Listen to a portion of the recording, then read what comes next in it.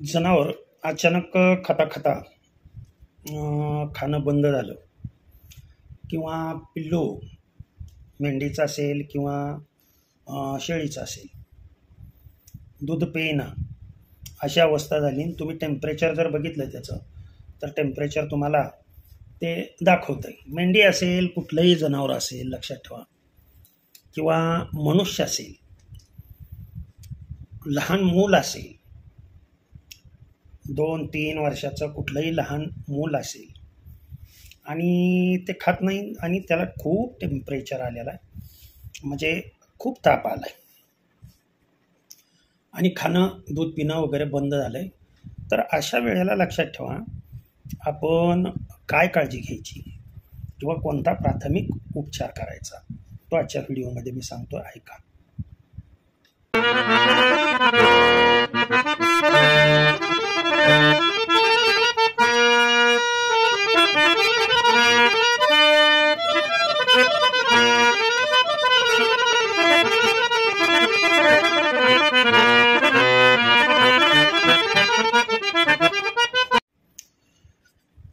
तर पहिल्यांदा काय करायचं पहा, 2 कप पाणी उकळायला ठेवायचं, बरोबर 2 कप मोजून घ्यायचं आणि हे 2 कप पाणी फक्त उकळू द्यायचं. किती कप राहीपर्यंत? फक्त अर्धा कप पाणी राहीपर्यंत उकळून घ्यायचं, मस्त उकळू द्यायचं, दुसरं काही करायचं नाही, त्यात काहीही टाकायचं नाही. आपण जे नेहमी पाणी वापरतो, पाण्याला माहीत आहे का तुम्हाला, ह्याला लाईफ म्हणतात, त्याला शुद्ध मराठीमध्ये जीवन असं म्हणतात पाण्याला. आणि ते पिल्लू दूध पित नाही किंवा एखादी शेळी मेंढी काही खात नाही ना, खाऊ दे तिला, तिचं जोपर्यंत टेम्परेचर कमी होत नाही मग ती कुठल्याही कारणाने आलेला असू द्या, हे पहिल्यांदा अर्धा कप पाणी राहीपर्यंत उकळू द्यायचं. अर्धा कप पाणी राहिलं की जी लहान पिल्लं आहेत 15 दिवसाची, 20 दिवसाच्या पुढची, महिन्याच्या पुढची, 2 महिन्याच्या आतली, ह्या पिल्लांना फक्त त्यातलं त्या अर्धा कप पाण्यातलं 10 ml पाणी पाजायचं. आणि मोठी शेळी असेल लक्षात ठेवा तर ते पूर्णच्या पूर्ण पाणी पाजून द्यायचं. लक्षात ठेवा या गोष्टी.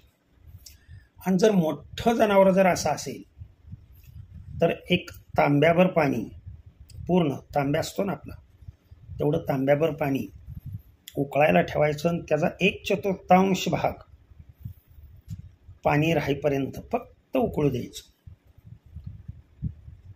फक्त उकळू द्यायचं. आणि 1/4 भाग राहिला की ते पाणी कोमट करून, बरं का, मगाचं बी कोमट असताना आणि हेही कोमट असताना, हे कोमट पाणी बिस्लरीमध्ये भरून त्या जनावरांना पाजून द्यायचं.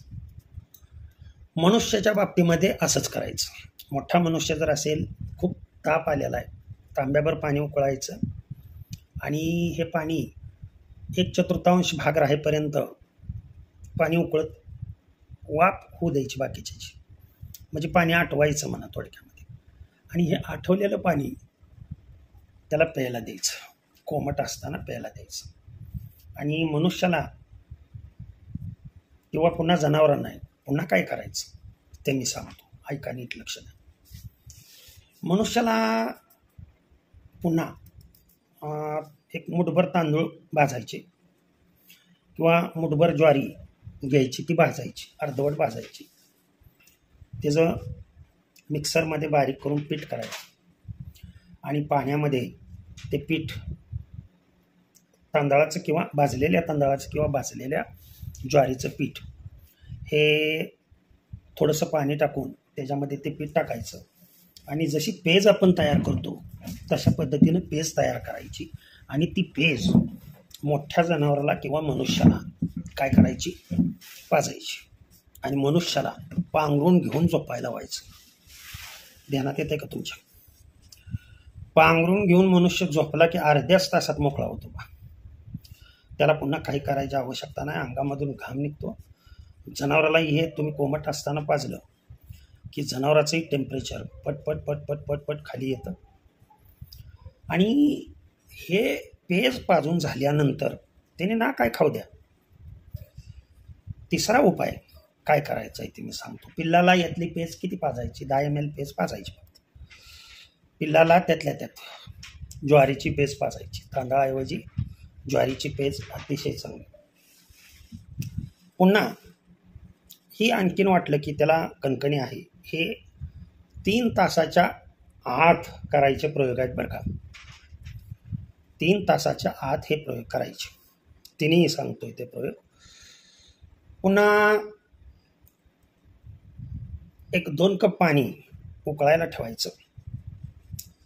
5 तुळशीची पानं, 5 काळी मिरी चेचून, एवढा अद्रकाचा तुकडा, नीट लक्ष द्या, खिसून त्याच्यामध्ये टाकायचा. 3 पदार्थ मी सांगितले. काळी मिरी एक सांगितली मी. पुन्हा अद्रकाचा म्हणजे आल्याचा तुकडा खिसून टाकायला सांगितलं आणि तुळशीची 5 पानं सांगितली. हे 3 पदार्थ टाकल्यानंतर सुंठ पावडर जर घरामध्ये असेल तर चिमूटभर सुंठ पावडर त्यामध्ये टाकायचं. पाणी चांगलं उकळू द्यायचं. ते 1 कप राहीपर्यंत पाणी. आणि मोठ्या जनावराला ते 1 कप पाणी बिस्लरीमध्ये भरून पाजून टाकायचं. मेंढी शेळी असेल तर अर्धा कप पाणी ते पाजायचं. कोमट असताना पाजायचं, गाळून घ्यायचं आणि कोमट असताना पाजून टाकायचं. आणि छोटी पिल्लं जर असतील तर या छोट्या पिल्लांना लक्षात ठेवा 15 mlच्या आतमध्ये, म्हणजे साधारण 10 ते 15 mlच्या दरम्यान, 1 महिन्याची 2 महिन्याची पिल्लं जर असतील तर त्यांना या दरम्यान ते पाजून द्यायचं. असं सकाळी एकदा ट्रीटमेंट करायचं आणि संध्याकाळी एकदा ट्रीटमेंट करायचं. त्यांनी दिवसभर नाही काय खाल्लं तरीसुद्धा चालतंय. न खाणे म्हणजे बरं होण्याचं पहिलं लक्षण होय. आणि तुम्ही जर मुद्दाम त्याला जर खायला घातलं, लक्षात ठेवा, अशा वेळेला दूध तर अजिबातच पाजायचं नाही पिल्लांना. नीट लक्ष द्या मी काय म्हणतो. लहान मुलांना सुद्धा दूध अजिबात पाजायचं नाही, जेणेकरून ते उपाशी राहील. ह्याला उपवास म्हणतात. आलं का लक्षात? म्हणजे लंघन म्हणायचं आहे, लंघन क्रिया म्हणायची. फारच तुम्हाला कळवळा येतोय तर लिंबू सरबत करा. आणि लिंबू सरबत छोट्यांना 20 ml, मोठ्यांना 30 ml, आणि म्हैस बैल गाय वगैरे असेल यांना एक साधारण 200 ml सरबत तुम्ही द्या. फक्त बाकीचं काही सुद्धा देऊ नका. त्याला नुसतं बसून राहू द्या. पुन्हा संध्याकाळी सेम ट्रीटमेंट करायचं. दुसऱ्या दिवशी सकाळी तुमचं जनावर किंवा ते पिल्लू पळायला लागेल आणि नेहमीप्रमाणे त्याचा कार्यक्रम सुरू करेल. हे दुसऱ्या दिवशीही राहिलं तर सेम दुसऱ्या दिवशी सकाळी आणि संध्याकाळी प्रोसेस करायची. मात्र दुसऱ्या दिवशी जादा काय करायचं ते मी सांगतो. थोडंसं हातावरती हळद घ्यायची, त्याच्यामध्ये थोडंसं मीठ टाकायचं आणि गूळ टाकायचा आणि मोहरीचं तेल टाकायचं आणि ते एकत्रित असं कुस्करायचं आणि ते असं हातावर घेऊन जिभेवरती त्याच्या पुसायचं. म्हणजे जी टेम्परेचरमुळं, ज्वरामुळं जी त्याची म्हणजे जिभेची पूर्ण चव नाहीशी झालेली असते, ते सुटण्यासाठी, ग्रंथी स्त्रवण्यासाठी ते करणं आवश्यक असते. हे दुसऱ्या दिवशी करायचं आहे. येतं लक्षात? पहिल्या दिवशीच जवळजवळ सर्व तुमचं जे प्राणी आहे तो नीट होऊन जाईल. तर तापावरती कुठल्याही जनावराच्या किंवा मनुष्याच्या, लहान मूल असेल किंवा लहान पिल्लू असेल, त्याच्यासाठी प्राथमिक उपचार हा करा. आणि यातून जर नाही बरं वाटलं तर मग डॉक्टरांना बोलवून पुढची ट्रीटमेंट करा. ओके. रामकृष्ण हरी, विठ्ठल केशव.